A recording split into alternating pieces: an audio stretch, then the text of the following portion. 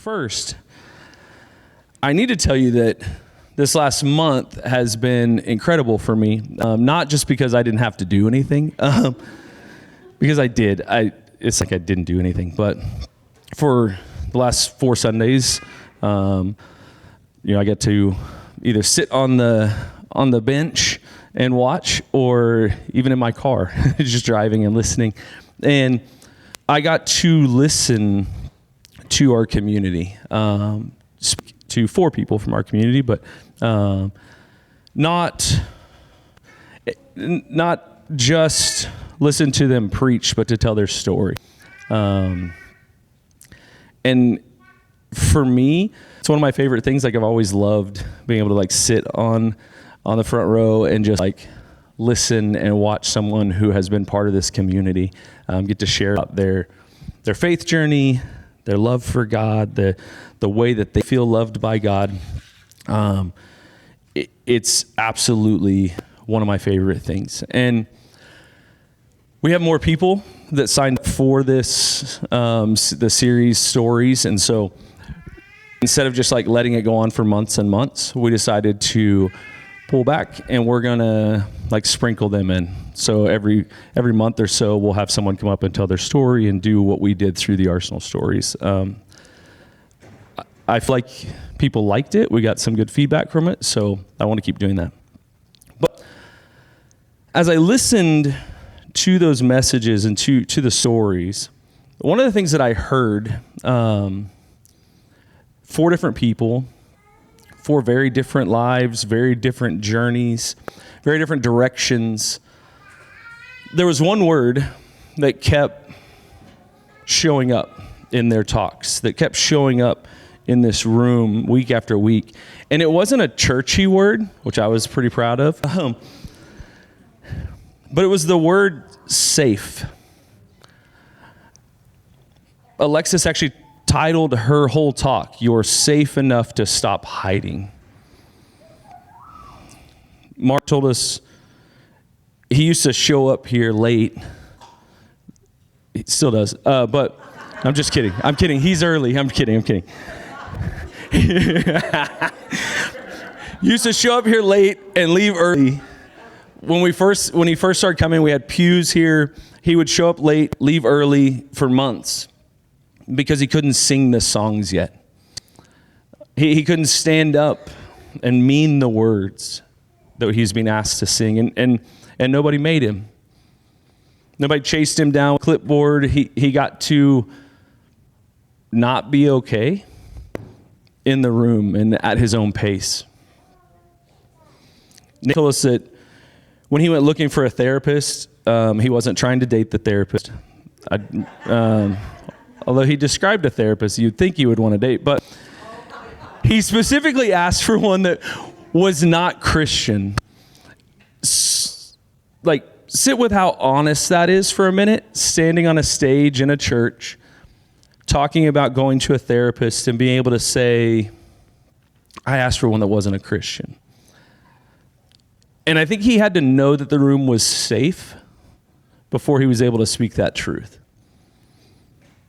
And then Taryn stood up here last Sunday and said she's done worrying about whether she's performing her faith correctly. She's okay being where she's at. And she feels safe to not only be there, but to be able to say that. So 4 people, 4 completely different roads. And that thing that I haven't been able to stop thinking about is the thing that this whole series comes out of. It's the idea that not one of them got to where they are in their faith journey by either winning an argument or someone winning an argument with them. Nobody stood up here and said, and then someone finally explained the doctrine properly to me, and my body relaxed. It's not what happened. What happened in every single story was time and safety and small things done over and over in a room where nobody was keeping score. to 4 people, 4 different stories, and an argument didn't win them over. I'm going to go back to something that Taryn said. She was describing the faith that she grew up with. If you missed it, all the talks are on YouTube and on the podcast, and we're all caught up. I'm super stoked about that. I finally figured out how to get Claude to just edit everything. I was like, just please fix these. But she was describing the faith that she grew up in, and she didn't describe it with doctrine. She described it with a t-shirt. She said it was like I was wearing a t-shirt with an itchy tag. This ill-fitting faith was always there, just scratching at the back of my mind, reminding me that I wasn't enough. Ill-fitting. Hold on to that for a second. Because a few minutes later in the same talk, she said, I started to find a version of faith that actually fit, that made sense to me. Here's what I need you to know. Taryn had no idea what I was planning to preach this morning. I really didn't know until probably this morning. I hadn't told anybody. 1 week before we opened this text, she stood up here and she named the disease using the exact word that Eugene Peterson uses for the cure. I'm going to show you Matthew 11. And Jesus is talking. I love how Peterson translates this in the Message. It says this: Are you tired, worn out, burned out on religion? Come to me. Get away with me and you'll recover your life. I'll show you how to take a real rest. Walk with me and work with me. Watch how I do it. Learn the unforced rhythms of grace. I won't lay anything heavy or ill-fitting on you. Keep company with me, and you'll learn to live freely and lightly. I won't lay anything heavy or ill-fitting on you. This is what the scripture says as Jesus is talking. There's 3 things in this short little passage. I want to look at them real quick. 1, it says, are you burned out on religion? And I think Peterson put that phrase there on purpose because Jesus wasn't recruiting people who never tried. He's talking to the people who tried hard, who did everything they were told, and they got tired doing it, which I think is a lot of us in this room. And then 2, it talks about the yoke. And underneath this passage, in maybe the translation that you read, it probably says, my yoke is easy. The word there is zugos. In the Greek, it's what a yoke is not. A yoke is not a weight. A yoke adds nothing to like the load that you're carrying. It's actually like fitted equipment. It is something that redistributes a load that the animal is already trying to pull. It helps to make it less stressful on the body. So there's a backpack that I was going to bring this morning. I forgot. But I have this backpack. It's by a brand called Kriega. And I love it. I've had it for like almost 15 years. And then when we had our motorcycle shop, I brought the brand in because I just loved how Kriega made their stuff. But the idea behind this backpack was it's a backpack made for people that are riding motorcycles. And one of the reasons is it puts some pressure on your lower back. And then when you strap it on and you like click the buttons together and you tighten it up, it pulls against your chest. And what the idea is that it pulls against your chest and your lower back in order to pull the weight off of your shoulders so that you don't get tired while you're riding. It's a way to redistribute the weight onto parts of your body that can hold it so you don't get tired. This is what a yoke is. It is redistributing that weight so you don't get tired, so that you can just continue without heaviness. And this Greek word, zugos,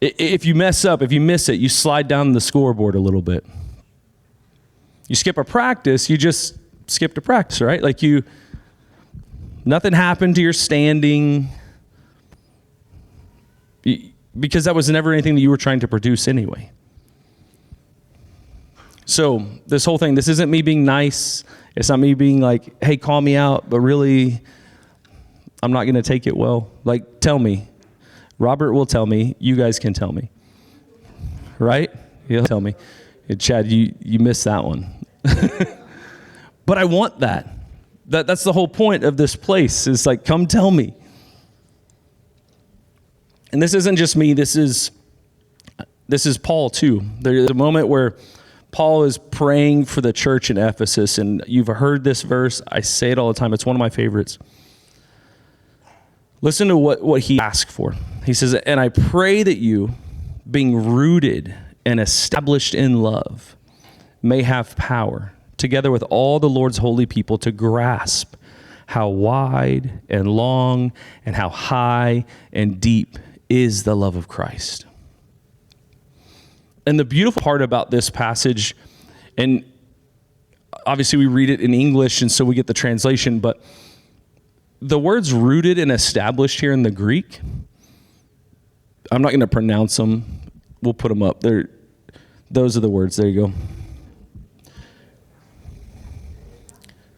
Irizomenio, tetamelenio menino.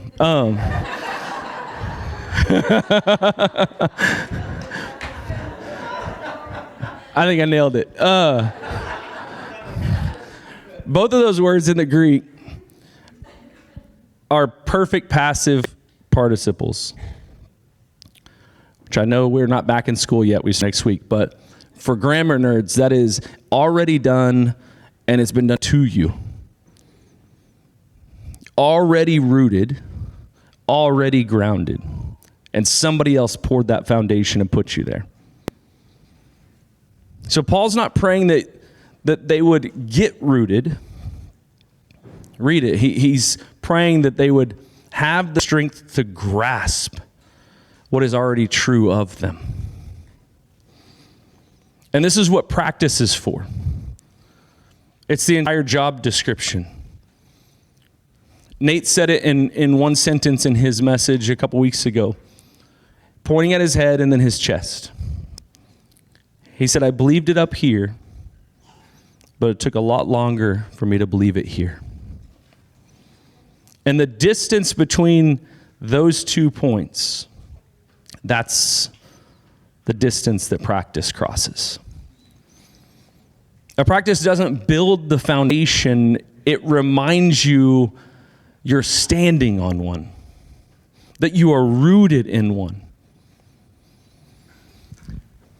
And for me, when we started thinking about this in the Christian faith, if you want to be like honest about it, and this is the questions that would get me in trouble, there's a question underneath, I think even this one, like, okay, so if practice is reminding me that I'm standing on solid ground, that I'm rooted, that I'm grounded, but the question is like, why bother? Why bother crossing the distance?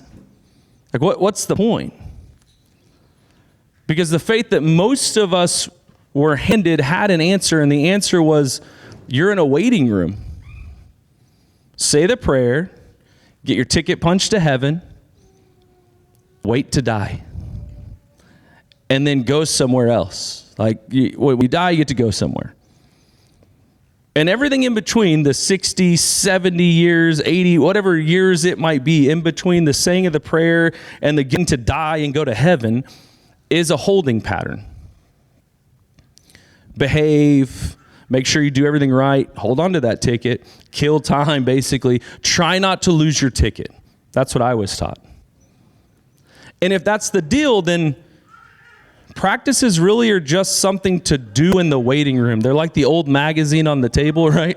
That nobody reads anymore because we all have cell phones.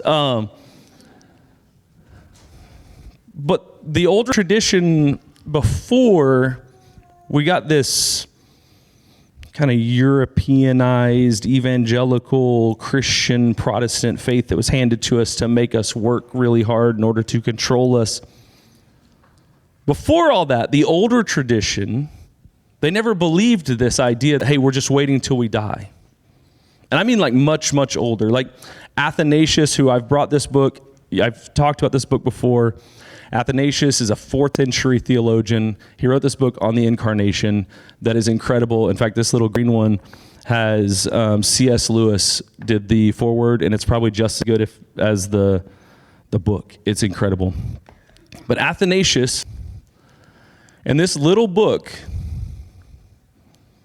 wrote a sentence that messes every modern reader up. Athanasius says, he was made man that we might be made God.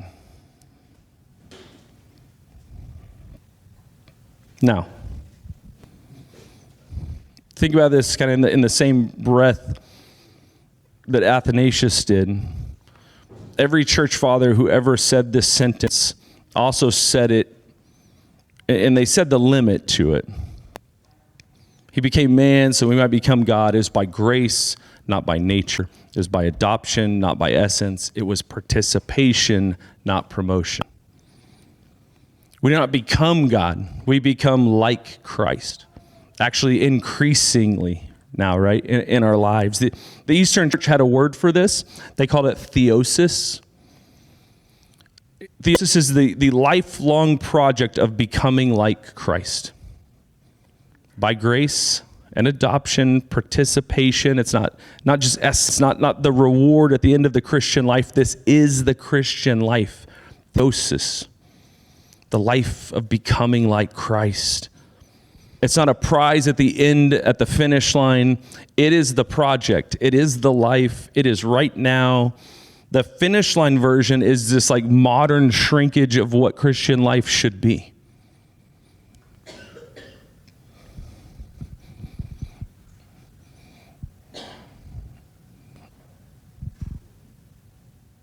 Another 4th century theologian, a desert monk, Evagrius. Evagrius said it maybe even more bluntly. His line was, the kingdom of heaven is apatheia of the soul, together with true knowledge of beings. And I know you read apatheia and you think, wait, apathy? That's what that means. It means a settled soul. The kingdom of heaven is not a location. It's a state of a person. And it's available now.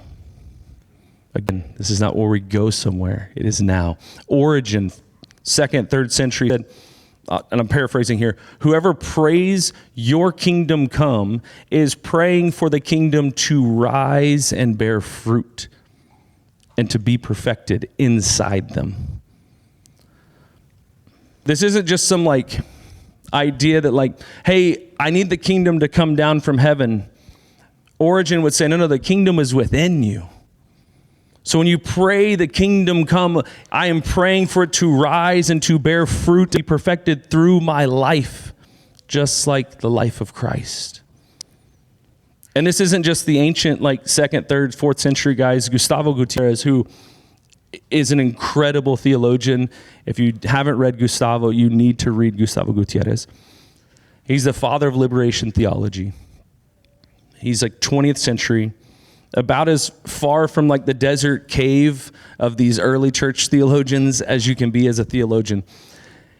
He defined theology itself as critical reflection on praxis. Practice is the first act of theology. Understanding is the second. The desert monks, the liberation theologians, 17 centuries apart, they landed on the same sentence. You don't think your way into a life, you practice your way into one, and then you understand it. And I'll tell you where that road goes, and then I'll leave it alone. When you start knowing who you are, you start seeing who other people are and what the systems around them are doing to them. It opens your eyes. That's what liberation theologians would say, is like when you begin to understand who you are and you begin to see people for who they are, and then you begin to see the systems that are harming and breaking people, you can't just sit back and wait till you die and hope that the kingdom comes. You have to, you get into practice. You begin to fight, because love asks us sometimes to fight for those that are hurting.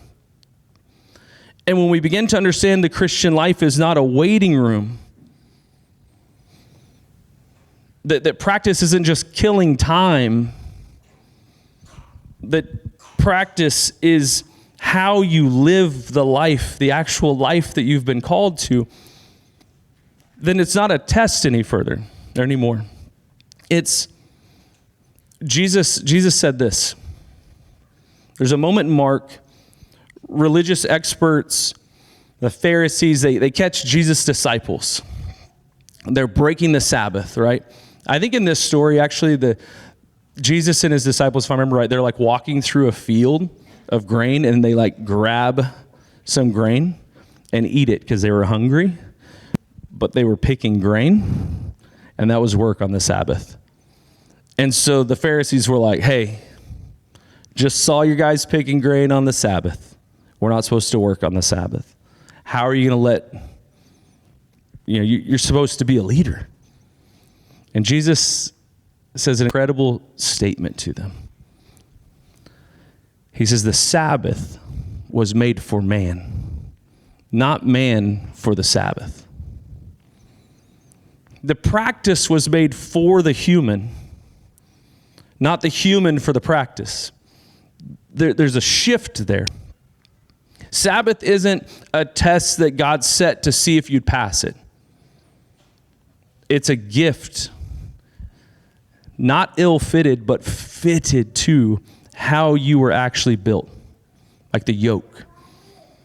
Because to Sabbath, to rest, if you step out of the idea of like practice in a performance religious standpoint, and you look at Sabbath to take rest from a purely scientific standpoint, it's good for you. It actually like helps your mind and your body, and it puts you back together so that you can operate at your top level. So Jesus is saying, hey, the whole point of Sabbath was so that they would rest, to be at their best version, not to prove anything to God.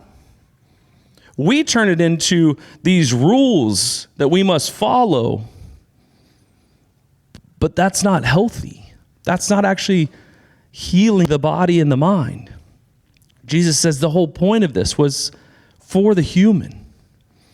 It's for them to be better equipped to go love.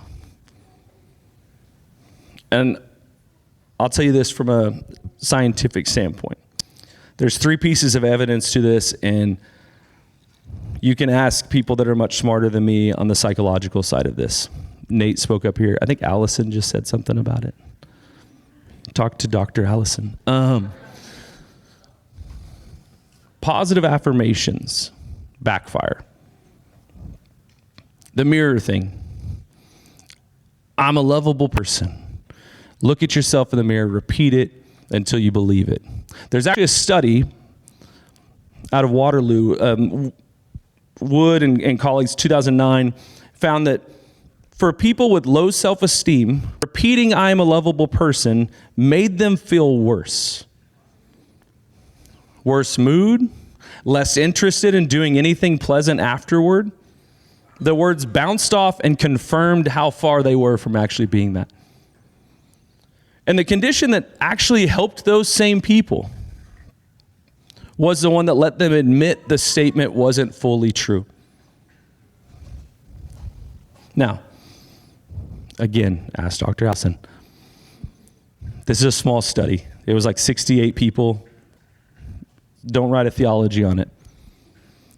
Hold it as suggestive, like not settled yet. There's a lot of studies on it, but watch the shape of it. Forcing the words made it worse. Permission to tell the truth is what made it better. Now flip that, self-affirmation, which sounds identical, but it's a different thing, and this one works. There's been decades of studies on this. Steele in the 80s, a major review by Cohen and Sherman in 2014. Look at what it actually is. Not telling you you're great. You write about a value you already hold, something you already love, and people become less defensive, more open, more able to change. So you're not manufacturing a self, you're remembering one. Here's what I know about me, and I'm going to write that down. You're remembering something about you. You're not trying to convince yourself that you're something you're not. The last one, which admittedly I'm terrible at, sleep. There's a huge review published last year, 154 experiments, more than 5,000 people, found that what sleep loss reliably strips out of a person isn't happiness, it's the capacity to be moved. A tired person isn't in more pain, they're less able to be delighted. Rest doesn't earn you anything. It restores the equipment of the word that we've been talking about for a year of awe. This idea, rest restores the equipment that awe runs on. That you can see things and be delighted. And because I can't help myself, the counter evidence, this is from the stage for free. The largest study anyone has done on clergy actually keeping Sabbath, 1,300 pastors, found no health effect at all once you account for social support. Gratitude journaling, the darling of the internet, right? Barely beats doing any other halfway decent thing with your evening. So no, the data on this, it's not necessarily like a slam dunk. Anybody tells you that this study proves this practice will change your life is selling you a scoreboard, and they have a lab coat on it just to try and... The honest read of all of this is that the practice that helps is the one that lets you to the truth.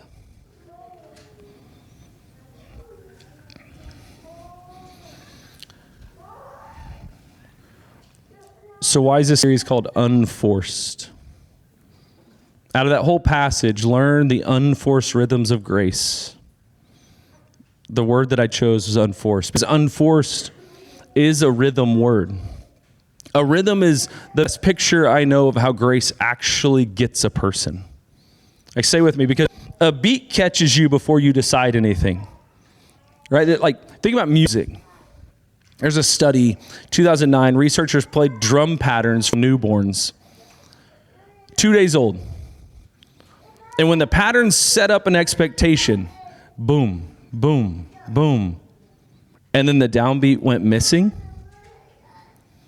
the brand new brains, these little newborn two-day-old babies, they registered surprise. When the beat, there was a pattern, boom, boom, boom, boom. Something in that newborn's brain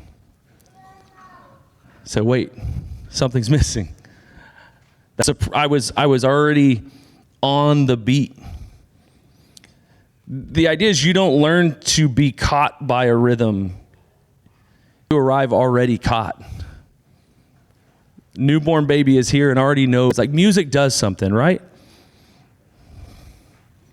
It goes further. Right now, sitting perfectly still, hands in your laps. If music with a good beat came on, your motor cortex, the movement part of your brain, would already be active before you tap anything, before you catch that beat. Your body starts participating without even asking your permission. And the researchers who study groove, the quality that makes music feel good, they keep finding the same funny thing. The music people rate as most enjoyable is the music they rate as the least effortful. It's the ease of the music that's the pleasure. That's the Christos. That's the well-fitting thing. It's a good thing. It's the same finding, just a different lab. One more, my favorite, a brain imaging study of people listening to music gives them chills. Found that at the very peak of the musical pleasure, the amygdala goes quiet. You've heard me talk about the amygdala before. At the peak of the beauty of the music, the threat system in the brain stands down.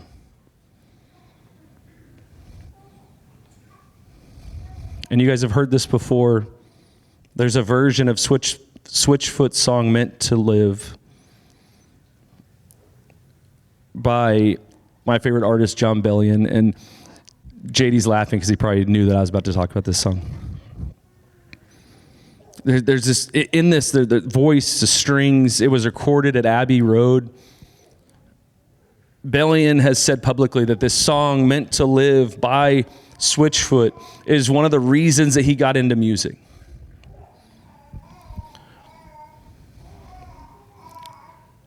And it's one of those songs that I cannot listen to it as background music. I try. Like, I love it. When your Spotify playlist end of year comes out, or your Apple, whatever Android you listen to it on. My top artist, my top song for like the last 3 years has been this song by John Bellion. Because I love it. It hits me every single time. And I never once decided that like this is the song that's going to get me. It just does. Maudie likes to say when she hears music that she loves, that like it makes her ears happy. And I can look at her and I know when that's happening. I'm like, oh. And my favorite is when John Bellion music does it, because I'm like, oh, she likes my music too. Not mine, you know what I mean. Like this is the whole series.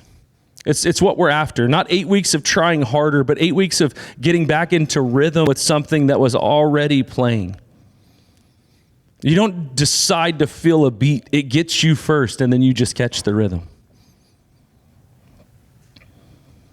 And the secret part about all of this is you're already practicing.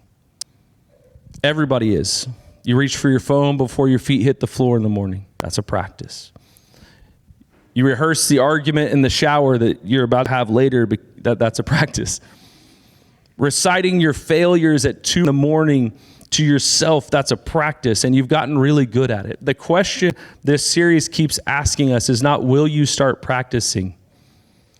The question is, what are you practicing, and did you pick it? So the assignment, one thing before next Sunday, I'm going to give you some homework. Pick one practice. And I want it to be the smallest possible version of anything that you can think of. Not this impressive version. The version so small you'd be embarrassed to post about it. Like, you don't have to tell Instagram you did it. Like, attention. 10 minutes outside without your phone. Just once this week. Rest. Take 2 hours. Put it somewhere in the week on purpose, and don't try to earn that back afterwards. Like just 2 hours of rest. Or like a table, a connection. Text one person this week that you don't typically text. And before you try to inflate it, the smallness of the thing is the point. The smallness of this is the theology. Like, if you can't fail it, it can't become a scoreboard. That's not like some concession. That's the design of this whole thing. Because here's where we started this morning. 4 people stood up here this summer, and nobody argued their way into a new life. They practiced their way there. Small things over and over. In a room where it was finally safe to stop hiding. You're already rooted. You're already grounded. Somebody else has already done the work there for you. The Creator created you for this. So we're going to spend the next 8 weeks remembering that. It's what our whole final statement of every week that I say rides on. You were made to do this. You were made to be a conduit and a representation of the love of God. Made to practice love. You were designed for it. That rhythm is already in you. You just have to catch it. It's Arsenal. Go do that. Catch that rhythm and go love well because it's who you're made to be. And we'll see you next week. Love you guys.